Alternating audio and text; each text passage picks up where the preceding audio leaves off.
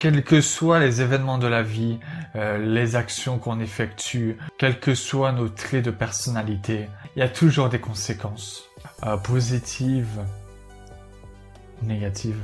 Aujourd'hui, je vais te parler des conséquences qu'on peut avoir quand on est phobique social ou anxieux social. Est-ce vrai que la phobie sociale amène aussi de la malchance? Est-ce que la phobie sociale peut amener à s'entourer de personnes qui peuvent empirer notre cas? On va parler de malchance, d'isolement, de relations sociales, des pieds génétiques. On va dire même en 2017, c'était il n'y a pas si longtemps que ça. C'était il y a peut-être 1 an et demi. Je n'avais, mis à part mon travail, ma famille, 0 relation sociale.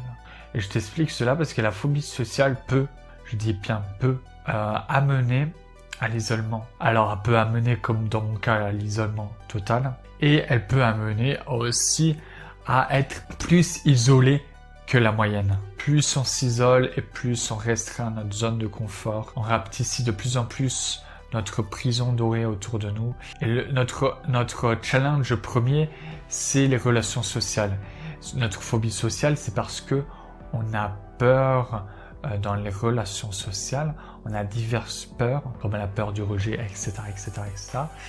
Et le fait est, par exemple, de plus s'isoler, forcément, on aura moins de relations sociales et on pourra moins affronter nos peurs et finalement avoir de plus en plus peur, restreindre notre confiance en la vie et à l'inconnu.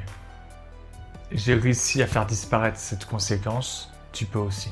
Tu peux, même par petits pas, même progressivement, essayer de contrer, d'aller à l'inverse de ce que tes peurs te disent de faire.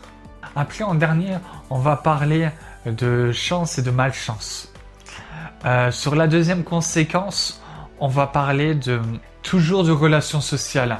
Mais en fait, j'ai remarqué un truc, c'est que quand on a une confiance en nous qui est assez basse, une estime de nous-mêmes assez basse, on a tendance à s'entourer peut-être de gens qui ont par exemple tendance à avoir des traits de timidité. Dis-toi une seule chose, c'est que les personnes qu'on côtoie, chaque jour sont les personnes qui nous influencent. Et nous influencent pas un petit peu, ils nous influencent une bonne partie de nos croyances, etc. Ils nous conditionnent au fil du temps sans même le savoir. C'est ça le truc. Parce qu'il faut savoir qu'il y a l'épigénétique qui joue un rôle énorme. Et je ne sais pas si tu sais qu'est-ce que c'est l'épigénétique. L'épigénétique, c'est le fait est que des éléments, par exemple pour le cas des relations sociales, peuvent influencer tes gènes. C'est-à-dire qu'il y a une part qui est fixe à la naissance et il y a une bonne partie qui se modifie par rapport à nos croyances, nos conditionnements. Quand quelqu'un a peur de la même chose que toi, ça nourrit ta peur. Et on va parler de la troisième conséquence. On n'est pas toujours heureux de de certains traits de notre personnalité, des conséquences de certaines choses. On n'est pas forcément heureux de certains points de notre vie, etc. Quand par exemple on est anxieux social ou quand on a d'autres challenges à tenter de vaincre. Mais il y a une conséquence en plus de ça, et ça va avec ce trait-là, c'est que plus on va s'isoler, plus en plus de cela, on va s'entourer de personnes qui n'ont pas tendance à améliorer nos traits de personnalité qu'on n'apprécie pas forcément et qui nourrissent nos peurs. On va faire partie de ces chiffres qui montrent que les phobiques sociaux, les anxieux sociaux, les très grands timides ont tendance à être plus facilement déprimés, plus facilement dépressifs que la moyenne des gens qui ont tendance à ne pas être forcément timides dans certaines situations. Souvent, la dépression arrive tôt ou tard. Troisième conséquence, c'est qu'on peut être attrait à la dépression, que ce soit aujourd'hui ou demain. tôt ou tard, si on ne prend pas nos bras, nos jambes, et qu'on n'hurle pas contre ce monde, contre le regard des gens, qu'on décide pas d'un coup de taper le poing sur la table en disant « Fuck you le regard des gens, fuck you la soumission aux gens, ma vie n'est pas contrôlée par les gens et c'est moi qui contrôle ma vie ».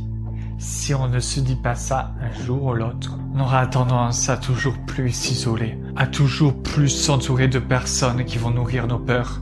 La quatrième conséquence de l'anxiété sociale, de la très grande timidité, c'est qu'on aura tendance à vivre une vie de malchance.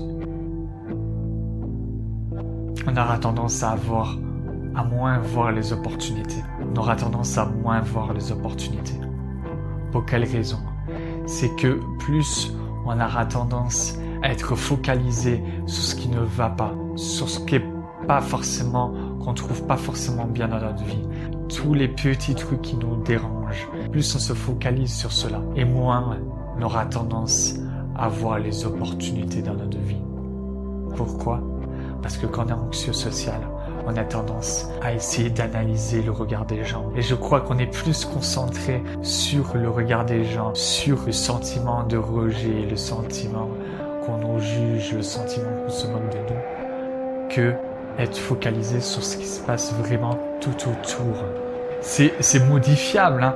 On peut tous modifier cela. Du jour au lendemain, tu peux avoir un déclic sur quelque chose. Tu peux, au fur et à mesure, faire des trucs pour modifier tout cela et être beaucoup plus positif, etc. Tu peux, je t'assure, tu peux. Tout s'apprend. Peut-être c'est pas du tout d'accord avec ça. Partage-moi ton point de vue sur ça. Mais je suis persuadé de ça. Je pense que tout le monde a le potentiel pour réussir. Et si je fais cette vidéo, si je fais ces vidéos, si j'ai cette chaîne, c'est parce que j'ai une seule croyance. C'est que toi aussi, tu peux. Pour ne plus vivre ces conséquences. J'ai réussi. Et tu peux le faire.